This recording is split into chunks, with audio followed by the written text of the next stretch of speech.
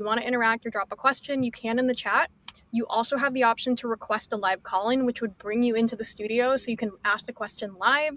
You will be part of the recording. It's pretty cool. No one's done it before, so you could be the first. Other than that, hi, I'm Sarah. I'm on the Opus team here. I oversee product marketing. I host our monthly webinars. Today, we are talking about consistent training for new store openings. And without further ado, can get right into it. So I already went through our housekeeping. Remember, request a live call-in. You can be our first. And then if you have to jump out of the session at any point, we do send a recap. We post it on our blog and you'll get it directly in your email. Today, we're going to cover a variety of topics pertaining to new store openings. If you, for whatever reason, you have a specific question, you can drop that in. We also scouted questions in the registration form, so thank you so much for submitting your question in advance.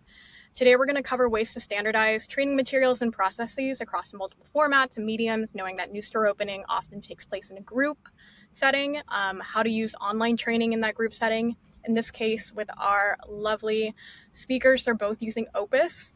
How to measure and maintain training equality, and then how to adapt the training program between openings, knowing that you're moving through different roles, regions, and cultural contexts. Great. I'd love to introduce you to our two panelists today. We have Mac Capitosti, who is the Senior Manager of Training and Development at And Pizza, 49 locations, and then Trisha Bovell, our Head of Training at Big Chicken with 44 locations. Mac, I'll kick it off to you. Sure. Hi, I am Mac. I've worked at And Pizza for going on about 5 years now.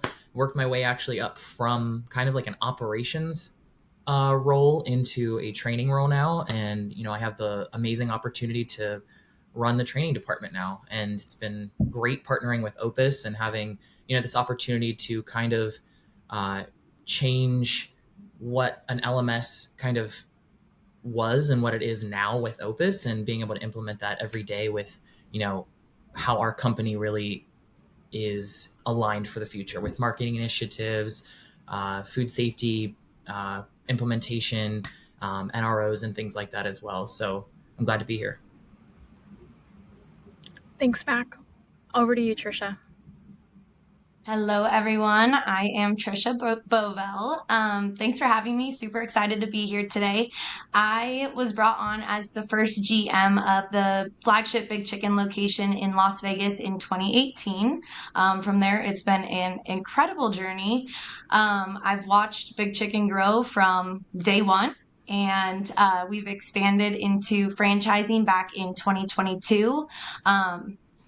There's been a lot of excitement since day one, building the brand, creating the culture, and setting the foundation for what Big Chicken is today.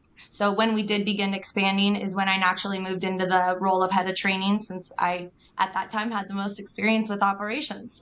So I have seen the brand grow from 1 to 44. And this year alone, we've opened 19 restaurants, which is well above our typical pace of about 12 restaurants per year. So it's been a very, very exciting and whirlwind of a journey. I feel like there's so many lessons to come from going from being employee number 2 at location number 1 to location number 44. And Mac, I believe And Pizza actually just started. You guys are starting to dabble in franchise. We are actually, we're starting to transition away from opening shops under our corporate umbrella to, branching out to doing a lot more franchising and stuff like that, whether it be, in the Maryland area, or if there's, interest in Pennsylvania or more New York and things like that. It just gives us the ability to, spread our mission and our vision in, a more fast pace. Awesome. We'll talk more about getting into more markets. So to kick the session off, when we were thinking about new store openings, there's this sort of the challenge is like growth versus consistency. And does one have to suffer in place of the other? And in the last year or two, I think, Trisha, like when you were in the phase of new store openings, you're doing 12 per year was the norm, if I'm correct? Yeah. And then Mac, you guys have had like a slower year, but typically it's 10 per year when you're expanding. Yes. Yeah. We did most of our expansion actually during COVID. Oh, wow. That must have been an interesting... It was very challenging.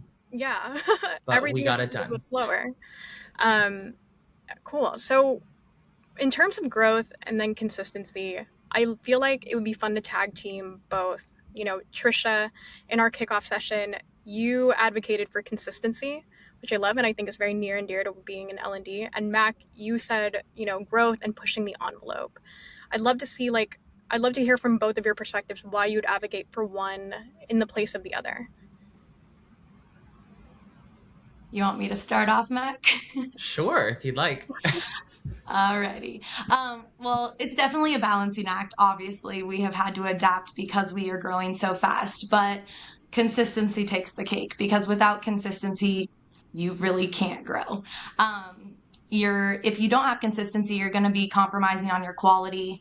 You're going to be losing the essence of your mission, your values, and really your dream. And at Big Chicken, we have a 10-year dream of 250 million smiles being created.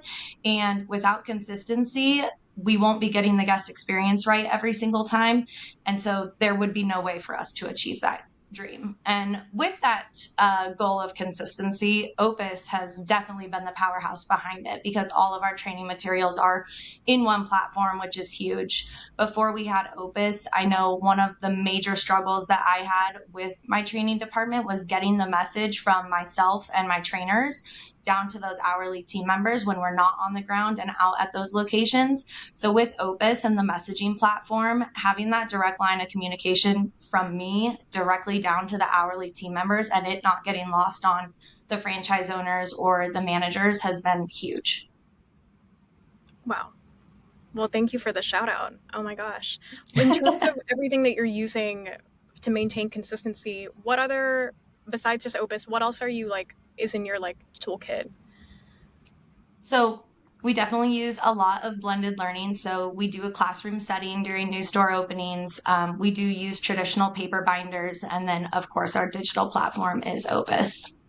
Wow. So you have a lot going, there are a lot of resources available. And in terms of where Opus plays a role, Mac, I'd love to hear from you because I know that you're always advocating for growth. You're pushing the envelope, and we'll get to spotlight some of that at the end of the webinar.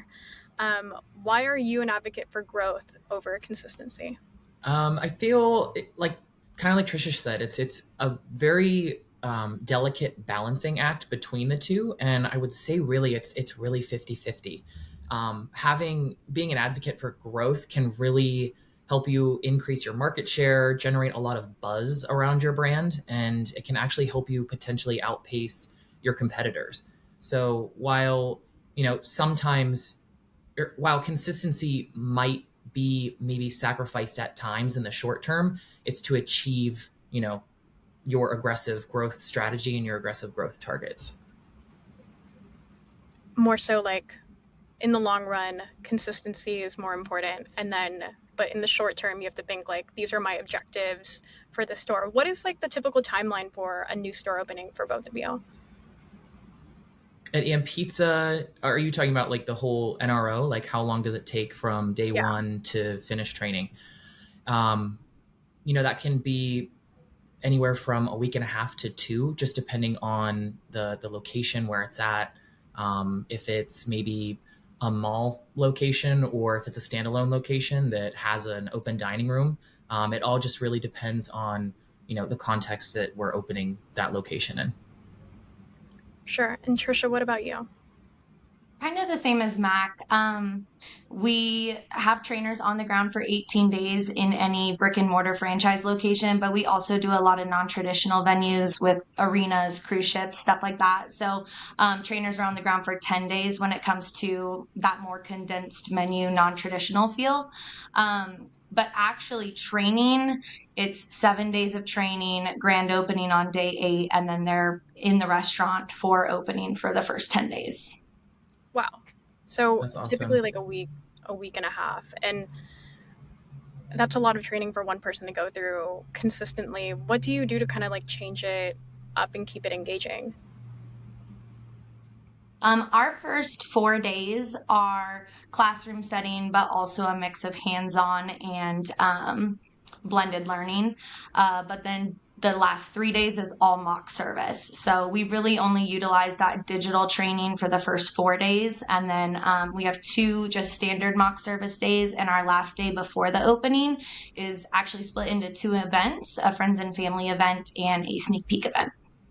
Oh, that's awesome. I Yep. love friends and family. Mac, Honestly, it's like, oh, sorry. It's honestly the same pretty much for us too. It's crazy how similar, how different our concepts are for the companies that we work for, but how similar the NSO like training structure really is. Like, and you mentioned friends and family. Like, I feel like that is probably the most important day. Inviting, your friends, obviously your family in to really get that, like the nerves out of the way and stuff like that. So we really like to lean into that day to really, drive home all the standards and stuff that we've taught over the prior week and a half or 2. In terms of Yeah. like kind of measuring, oh, sorry, Trisha. Oh, it's okay. I was just going to add to what Max says. I think it does iron out the nerves, but it also gives your team just a sense of accomplishment. Like they're showing what they have learned in the past week and putting it to use with none other than their friends and family. So it gives them a sense of pride as well. Mm-hmm. Definitely. In terms of, okay, obviously you're building confidence, you're opening a new store. What else are you measuring from this, like day 1 to say like day 15 of the NRO timeline? Is there any benchmarking that you're doing? Mac, do you want to start? Or you want me to Sure. go first? Tinker on it. Benchmarking. So obviously making sure that since we do utilize Opus in a classroom setting um, in the lobby or the dining room before we go out and train in the back of house for the topics for that day, making sure that all the questions and quizzes that we have inside of Opus throughout that training are being answered, and what the completion rates are and the accuracy of those courses and things like that as well. But then also really just food quality, benchmarking food quality every day. We always say we don't want to make day 1 mistakes on day 3, 4, 5. We want to make day 1 mistakes on day 1 and then learn from it and continue on. Trisha, I'll hand it over to you. Yeah. During the first week, really our only KPI we track would be that Opus completion grid. In our reporting section of Opus, just making sure that the team members are actually getting that all of the training that they need. When it comes to once we open, we use Ovation as our review platform, and then also just making sure that we are hitting our ticket times because our standard ticket time is 7 minutes. So we use that as a KPI as well. That's awesome. Yeah, ticket time and guest feedback or order feedback with Ovation, and then training completion, I think, are like the perfect like KPI sandwich. 100%. I agree. Cool. I wanted to talk about measuring things because there's this concept of like standardization, and when you have so many subject areas to cover during a new store opening, you can't standardize everything. I think like that rigidity will kind of like detract from a lot of other aspects of the overall training experience. So we were talking about the spectrum of standardization in terms of the high and the low end, like what needs to be standardized. Mac, I'll start with you. Sure. When you're thinking about how to standardizing certain processes or trainings during a new store opening, what do you think fits on like the low end and the high end? Starting off with the high end would definitely be always first and foremost would be food safety, because you can't have a great guest experience without having a high level food safety. Core values, always making sure that you're maintaining a consistent company culture throughout your new store openings, throughout your brand is super important. And then also really just standardizing, like you have it up on the screen, but recipes and SOPs to make sure that, you can have consistent preparation of all of your recipes, which, can directly impact your guest experience and whether or not, they're going to come back to that specific location or another one. Something that maybe would be on the lower end, I feel like, of standardization would be the actual storytelling of the brand. So the overall brand message should really be the same, but the storytelling technique and narratives can really vary and based on who that's going to resonate with different audiences. I love that. Yeah, we hear it. We see it in a few of our customer trainings where when they're talking about the brand, they have like an open-ended question of like, what, how does this, like, talk about, and pizza in your own words, being able to like translate that and then talk about it authentically so that not everybody is repeating, you're right, like the exact same message, but the Mhm. essence of it is the same. And I Something feel that like oops, sorry.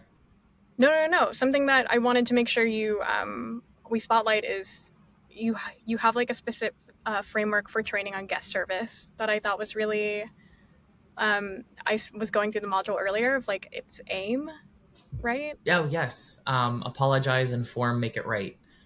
While it's good to have, I feel like a high standardization on what steps you take, but then give low standardization on exactly how they're going to follow up and actually make it right. Are we going to give them a free pizza coupon for the next time that they come in? Are we going to give them a free drink for maybe the couple minute extra wait or something for like that? But anything that can help rectify that situation, we kind of give our teams the freedom to make that decision. And also, I think you kind of give them that authorization when you've built like a level of trust, and then maybe not on day one, but like day 10, day 15, where they can kind of like take it on their own, and then it shows up in like friends and family how they would go to like correct an issue with a guest. Trisha, I want to pass it off to you. I know that you love consistency, and so I can only imagine like what your SOPs and your workbooks look like. Can you give an example of something that you've standardized that maybe didn't need to be? Yeah. I think when we first started, we had a really rigid script of what we wanted to have as upselling and suggestive selling for our front of house. And because everybody that knows me knows I am the SOP queen. So um, I realized through openings, like everybody likes different stuff and our food is really good. So we needed to let the team members really have that authenticity in what they're promoting and upselling and suggestive selling to our guests, because all of our milkshakes are good. All of our sandwiches are good. It's really, there's nothing bad on the menu. So being able to have a guest ask a team member, well, what's your favorite? They shouldn't have to say the original or the dunks. They can say whatever is really their favorite. So very much like Mac, brand storytelling and upselling and suggestive selling has become low on the spectrum, but at first I thought everything had to be very highly standardized. Yeah, I think that sometimes when like the more like soft and like people skills oriented training where it's like a little bit softer and you really want it to be like authentic and unique to that person, because they are at the end of it, they're not you can't control somebody like a puppet or give them a script. You want them to Mm-hmm. like have ownership in that moment. um, Something that I was thinking about when kind of, okay, when you're building out like standards for training, like the first step is like defining those standards and then translating them. If you were to give somebody who's relatively early in their L&D career advice on like how to standardize, like what's like a basic framework or something that like you fall back on that helps you make sure that what you're the process you're laying out can be translated to a field manager and then a frontline employee. I mean, really, when it comes to standardizing, the stuff that needs to be standardized at a high level is anything that's going to impact the bottom line and sales. So, obviously, food safety, recipe training, food quality, all of that has to be consistent because that won't just ruin one location, that can ruin a brand as a whole. So, that would be the three main things. And then, of course, guest recovery as well. Those would be the things that it's non negotiable. They have to be highly standardized. For sure. And I'm sure that when you're working with franchisees, you have to like really draw the line in the sand on like standardization and hammer it home as to why it's important. Something that comes up with franchisees that we often hear is like, oh, we don't do that here, or we have our Mm-hmm. own way of like conducting that process. How do you respond to that kind of pushback? I try to create examples when it comes to training and use them in Big Chicken, but with other concepts. So basically every single person I know has been to Starbucks at least once. I obviously travel a lot. I have the same order all the time, grande ice, sweet cream, vanilla cold brew. So I use that as an example, whether I'm in Seattle where Starbucks originated or traveling for fun and go to the Starbucks in Bali, it tastes the same. And that's so important. I know I'm going to get that. And that's why I keep coming back. So I really use other examples to make it important to that franchise owner and have them recognize how important that standardization of training is. I love that. I think Definitely. I love the example of Starbucks. It is like the universal sort of brand that everybody has like interacted at some point. Mac, is this something that you've started to kind of think of now that In Pizza is like branching out into franchise? It's like, how do I get that different level of like buy-in? Absolutely. And I like what you said earlier too about the why. So like the explaining the why behind things. We have a very time consuming dough process at And Pizza. And, sometimes it can be rushed and or steps can be skipped and it leads to the dough not acting the way that it's intended to or needs to or comes out the way that we really want it to look like, and really explaining the why behind we do the certain steps that we do, is the most important, because if people don't know why they're doing the things that they're doing or why they're doing the process to make the dough look the way that it is, then they're not going to have any connection with that information. They're not going to, oh, well, we're just taking 2 hours to prep dough because, they just want us to take 2 hours to make dough. It's like, well, we do this process because if you skip this important process or this step, it will result in, flat, maybe discolored and not great textured dough. So I really like what you said. And moving into that franchising model for us, I think that why really drives home the intention behind the standards. Totally. I think something that a question that came in with registration was like best practices for training mock services and stress tests. Mm-hmm. And in the event you don't want to wait for friends and family to happen, do you guys have practices for like kind of stress testing and like not necessarily putting teams on the spot, but like giving them the opportunity to like make a mistake so that it's not just training and they can be assessed in like a safer environment? Definitely. If you don't mind, Trisha, I can go on this one first if you want. Yeah, go ahead. We will train behind the line for about 5 days before we have the trainers then step away from the trainees and act as guests.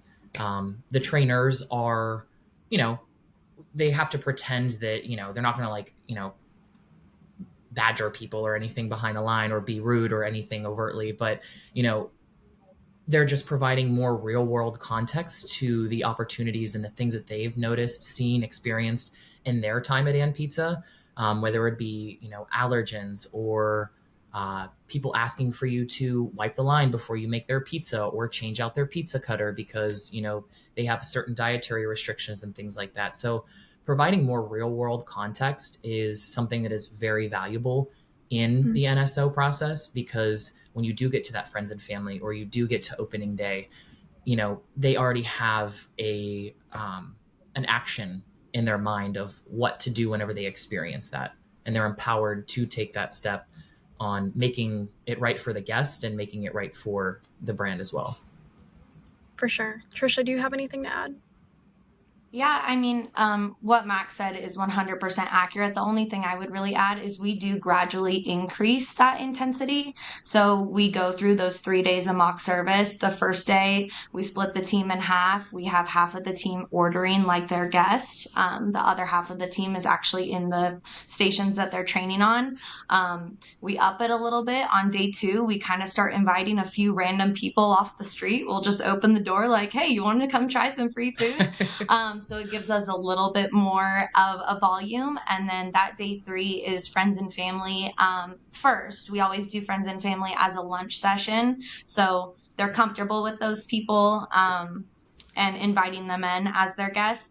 And then that night we do that sneak peek event, which is usually really established people in the community, important foodie influencers and stuff that we'll post on social media, and just get the brand out and the excitement of the opening. So that is usually a very intense mock service, and it prepares them for the craziest of the next day. That's awesome. I love the idea of like upping the intensity kind of each day. So, they're getting ready to like almost like training like an athlete basically for the big show. Or the big game rather. I think that's a good segue into our next part. I want to make sure that we can address any questions in the chat. If anyone has a question, feel free to pop it in. Otherwise, we'll move into our next section on just adapting in the field. There is this like big idea of like staying iterative and adapting, because when you move from market to market, location to location, you're picking up lessons as you go. Your trainers are also probably sharing insights with you and like, hey, like this is not really working out the way that we thought it would. Before this webinar, I asked Trisha and Mac to recall examples or scenarios from previous new store openings that really spotlight how they were able to adapt and kind of keep going and improve the process between new store openings. Oh, we have a question from Laura. How many trainers do you typically have on the ground once you've opened? I'll go first. With Big Chicken, it really depends on what kind of location it is. If it's just a standard brick and mortar without a drive-through or a bar, we usually have 3 trainers, plus either myself or our corporate chef. And then if there's a bar or a drive-through, that usually adds an additional component, which equates to an additional trainer. Non-traditional venues that we only train for 10 days, we usually just have one person in the front of house, one person in the back of house.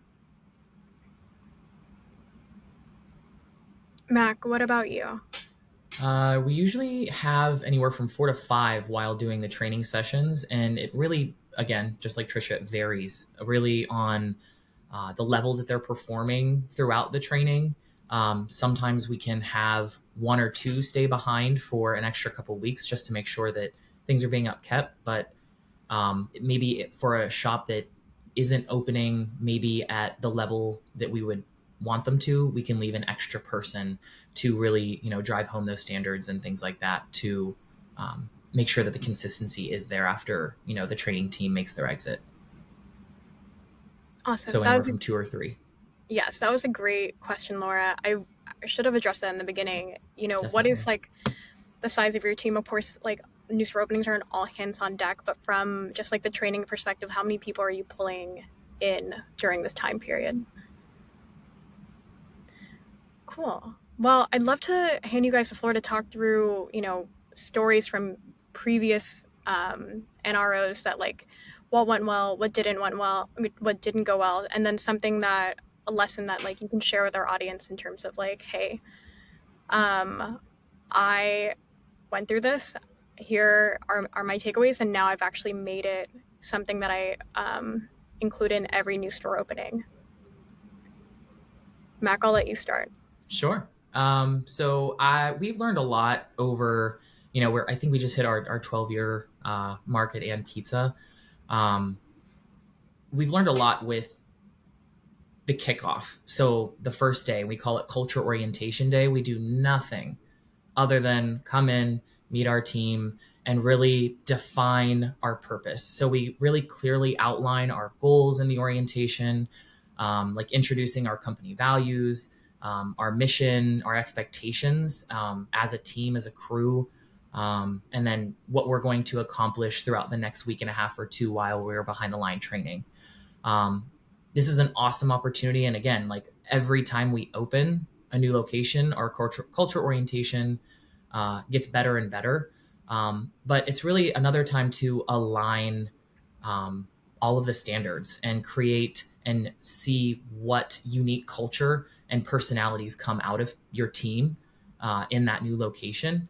And it's a great way too to break the ice with your team. I know, Sarah, at the beginning, you asked us what our favorite type of potato preparation is. We ask like superhero questions. What superpower would you have? Maybe what kind of what someone's least favorite candy is. That usually gets people up in arms. You don't like Altoids or a Hershey chocolate bar, and it gets people talking, it gets people chatting. and really kind of takes the butterflies out of people's stomach, because it's a new experience for everybody. And it really helps promote a lot of teamwork and collaboration with that. So yeah, it's definitely building on the culture. I'm a huge proponent of having a great culture inside of your shops, your locations, and your company. We had a question specifically about this come in from registration, basically asking like, this is not, culture building is not always considered like what you would think of for operational training, but dedicating like the entire first day to it to make sure that you're getting the most out of the culture, and you're also starting the like week and a half on a really high note. Mm-hmm. If no one is focused, the question is, if no one is focused on this, do you see a need for this type of training? If like culture isn't important in their organization, is it something that they should even be training on in the first place, or is it, or as like as the L&D leader, like, do you need to make a case for it? You're asking me the question? Yeah. Oh, sure. I think culture really is everyone's job. Everyone that has a hand in the pot during the opening. It helps with employee recognition, team building, diversity and inclusion inside of your locations, and it helps promote continuous learning. So I feel like it is 100% required, I feel like, for a new opening, because if you don't have a connection with the place that you're working and the team that you're working with, or the brand, why are we doing it? What's the intention? What's your purpose? Right. And you're also, new store opening, it's like everybody's entering in that same cohort, so they're going to be learning from you and the trainers, but they're also learning from their peers, to be starting out on the same level, so to speak, and kind of gradually move upward. Yep. Trisha, I'll kick it off to you. I loved your title of like crafting a game plan. Yeah, it actually was really hard for me to come up with just one example of how we have adapted, because so much has changed in 6 years of being a big chicken. But my favorite example that I wanted to share today was actually when we introduced Opus. So we signed Opus towards the end of last year to become our training platform. And initially, we just moved all of our materials basically directly into the platform as very straightforward modules, courses. And before that, we had relied solely on my trainers doing instructor-led training. With the trainers taking new team members through Opus with the straightforward modules and courses that we had created, it was honestly just boring. And we didn't see that engagement. So we really had to go back to the drawing board and say, this isn't working. Walking team members through Opus, just having them track on their phones while you're talking to them in the front of the classroom, it doesn't work. So we need to do something different. So we got together after our opening and completely redesigned our training program. So the first 4 days we use Opus, but we crafted game plans, which that's our term for them, but they're really just training roadmaps of using Opus, using classroom training, and using that hands-on training. So they're not just sitting in a classroom setting going through the modules, where we have an exact structured course of what they're doing at what time, and it keeps them engaged. So that's really when that clicked for me. And the trainers embraced it really well.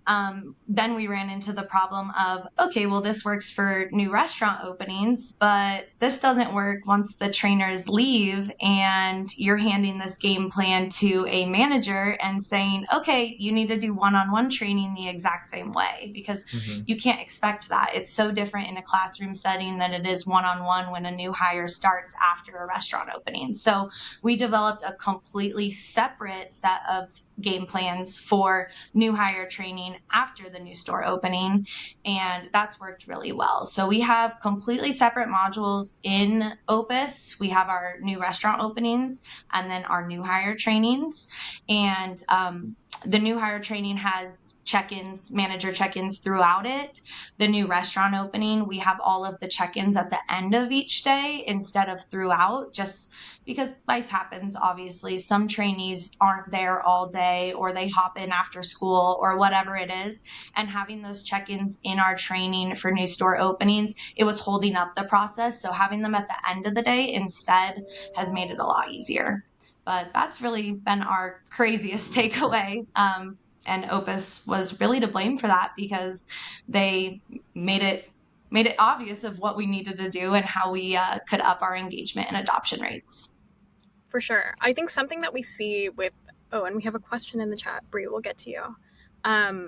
Something that we see with new store opening in Opus is everybody does it a little bit differently. And I think it's because they're trying to figure out, okay, how do I use my digital like how do I use my, whether it's Opus or another LMS, in a classroom setting, where it's not just my trainer guiding them through what's right in front of them. And so I love that, you know, even with Opus, like, you found a way to tweak it and then also like iterate it based on, okay, this is actually for a new hire, not for a new restaurant opening. The experience is completely different. So even very different. The individual placement of the check-in, I love that that was like the tweaking that you did. Mac, I feel like you have something to share, but if not, it's just crazy because ours is exactly the same. We have NSO modules, and then we have in-shop like modules for new hires. So it was just like, you know, they're it works. It's really, really great. It's more tailored to that experience that they're having coming in after an opening than actually being part of the opening team. Doesn't make any better or worse or anything like that. It just definitely, the touch points while being opened and training are different than whenever you don't have guests in front of you actively ordering as well. So the training has to be different. Bree has a great question that is a good spin off of that. Can you give an example of that group blended learning on site during an NSO? A topic, for example, food, POS, service. Yeah, so with an NSO, we do print study guides of the menu, and we have them go through a course on how to read a menu build, and then we'll say, all right, now pull out your study guide, and we're going to go through this, and then we head to the kitchen and actually build a sandwich. So we really use that digital piece first. Then we'll kind of transition to paper and or the binders or our study guides, and then we move into that hands-on learning, if that makes sense. I think that does. Bree, pop in the chat. Did that answer your question? Oh my gosh, we have somebody. Yes, thank you. We have Landon Wells calling in with a question. Oh my gosh, I'm so excited. Live and in Okay, person. Landon, welcome to the call. Hey, I figured I would give it a shot for you. Can you hear me? Yeah. Okay, good. Hey, I have a quick question for you, and mainly this is probably going to go to Tricia.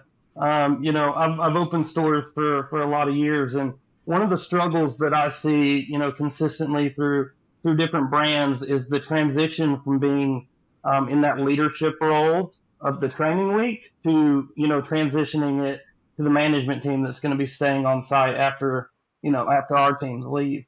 You guys have any tips for kind of how to balance that power dynamic and holding the same standards before your team rolls out? Yeah. I mean, first, before, which I guess I haven't discussed this, before we ever go out to a new store opening, we make sure certified managers come to Las Vegas and train in our corporate stores for 10 days. So they're already familiar with the brand. They know what they're going to be training on. And they sit right next to us throughout the new store opening training and really can feel how we train. And they've been trained that way by us already.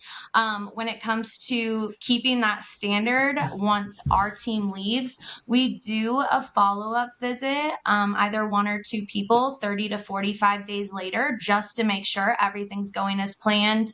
We're still having Opus utilization. Everything is still being trained properly. But we also I have 5 corporate trainers that are full-time under me, and I have them regionalized. So they have monthly check-ins with those managers to make sure Opus rates are good, reviews are good. We have a whole scorecard that we have them check. So yeah, a lot of different parts, but those are a few of the different ways that we found to keep training consistent even once the training team leaves. Good. Okay. Well, I know you mentioned that you guys typically stay about 10 days after you open. Do you think that because we really only stay about 5 days after grand opening day, do you think that little bit of extra time and kind of getting to spread that out a little bit really helps that transition more? Absolutely. So I will say that is another one of the things that I've changed over time.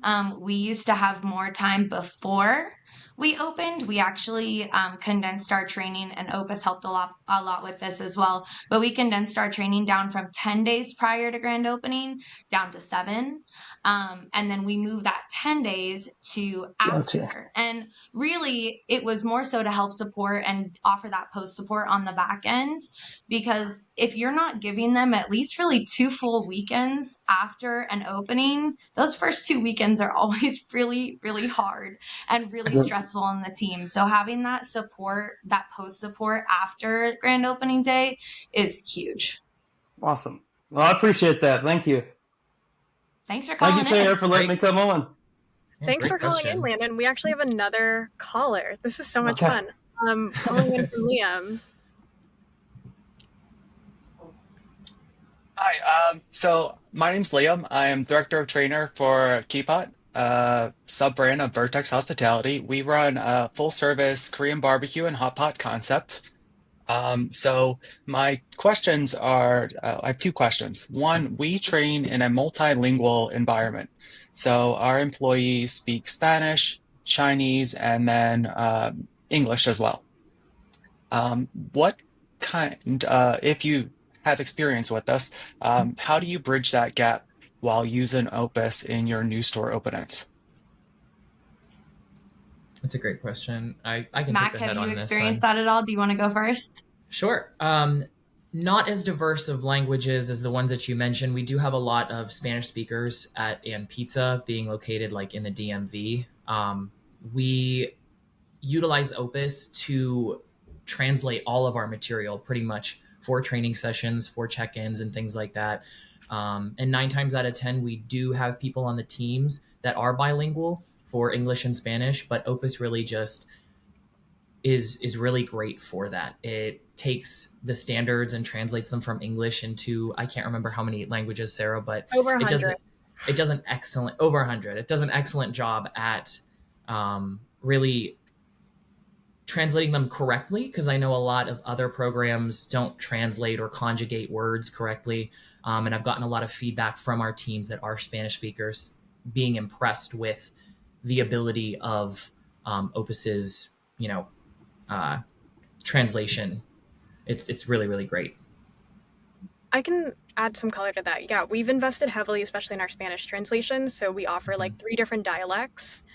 And knowing that, I've studied Spanish school, it's different everywhere. And we also have implemented some AI to like actually simplify the content, like the input, so that you get a higher quality translation before it's even translated. So a lot of the times the way we write in English isn't as like straightforward and can lead to like a wonkier translation output. So what we do is actually simplify the English text so that once it's finally translated, you ensure like higher accuracy.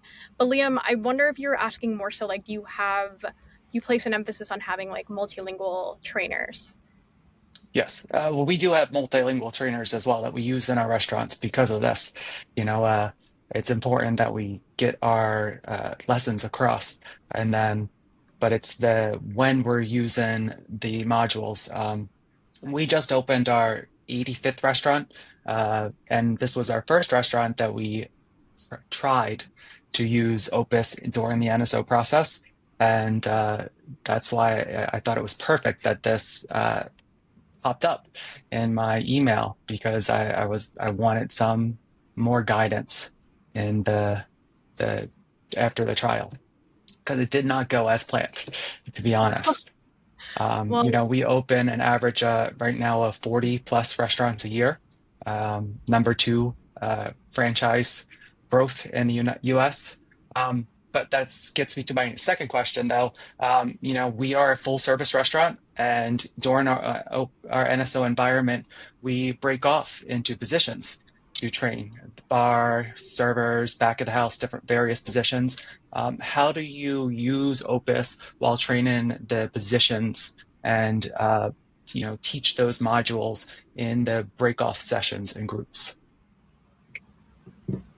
I can go first with this one. It's really all about the game plans for us. We have separate game plans for each position. Obviously, there are some common denominator topics that everybody needs to go through, and we'll always start the day with those. So everybody's in that classroom setting to start, and then we break off and we'll do those individual Opus courses. So each of our positions has a different path through their module that they have to complete those courses. So obviously bartenders have different courses than the back of house. So once they split, there's a trainer with the bar, there's a trainer with the back of house, and they'll go through those Opus courses actually while they're at the bar or while they're in the back of house. Okay. Yeah, like individually on their phone or like on a Yeah. projector? Okay. No, they'll go through them individually on their phone. Mm-hmm. But we do love to take it back to the elementary school ways and do popcorn reading. Yeah. That way everybody stays on track and is engaged in that group. Awesome. Thank you. Massive proponent of popcorn reading. It engages people. I know, like you said, it's very maybe elementary school, but no one knows who they're going to popcorn to next. So it keeps people like, I got to know where we're at, what tile we're on, what slide we're on. So it kind of keeps everybody on the right track. Awesome. Thank you for sharing. Thanks, Liam. All right, we have a few questions in the chat I want to make sure we can get to. And Liam, also, I think you have an option to leave the call, but you're more than welcome to hang out. Okay. Thanks. And then Alan asked, he might have missed this, but at an NSO, do you have each person take the Opus module course on their device? Which I think we just kind of answered, or do you show the module or course in a group and then auto assign credit? So I guess like manually mark them complete, because while they didn't complete it individually on their device, you went over the same content in a group setting. So just a point we to that. make them go through it on, oh, sorry, Mac. We make them go through it on their device while also mirroring it onto a TV. That way we're not having to just auto complete it, and they can track along on their device. Nice. Mac. It kind of just what she said. It kind of saves you that extra step of keeping track of who's there, who isn't there, because Opus will keep track of who's there by who has completed it, by like the location reports or the completion reports. Sorry. And then I hope I'm pronouncing this correctly. Chaley says or asks, what is your staggering plan for training leaders in training stores? Do you hire early and have them work out of state for a period of time?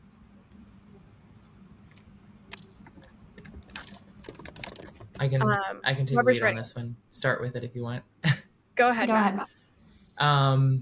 So leaders in training stores, we hire our shift leaders. We have a lead time of about anywhere to 6 to 8 weeks for shift leaders. And we really like to put tenured leaders as like a general manager or a shop leader at And Pizza, being tenured for a while before we put them in position in an NSO. But I really feel like having a 6 to 8 week lead time as a shift leader going into an NSO gives them that ability to really get the nuances of what it takes to run a shift at one of our locations. The encounters that they're going to have with our guests, the encounters they're going to have with, store visits from, the support team, or, doing a walkthrough with maybe the health department for a food safety visit. It gives them those experiences. So then they're not brand new with the rest of the team whenever you are opening that shop, and they aren't expected to lead a team that they're learning alongside at that same time. Chaley, I hope that answers your question. Awesome. Great. Okay, I want to be mindful of the clock. I think we pretty much covered our last session. I want to open the floor to anybody else who might have a question that they want to ask in the chat, or by all means, call in live. I'll hold the floor for just a minute. I really do love the point that you brought up, Trisha, with we have Opus and we know what it's designed to do, and we know you're able to recognize, okay, this is not working immediately, and then just change it and then rethink your entire approach overall. We see that happen with customers who are really invested in blended learning, but it's not okay, now you have your micro learning courses in Opus and you can do it. There is this level of higher level planning so that when they're taking it down to the step, and then knowing that they're covering certain topics in group training. So I'd love to maybe when we do a big chicken case study, talk about your game plans. Absolutely. Yeah. And not to toot Opus's horn even more, but your team has been absolutely amazing. There were multiple times that I got stuck and didn't really know how to proceed, and having a weekly call with Opus, or just Erin, our customer service manager, being available basically whenever I emailed her or texted her, has been huge. Yeah, we take new store openings or new restaurant openings both very seriously, because we know that in order for blended learning to really work, we have to get it out there, test it, learn from it, tweak it, and then what's nice is that making the changes, Erin making the changes or you making the changes, Opus is really fast. Yeah. So it allows us to stay flexible.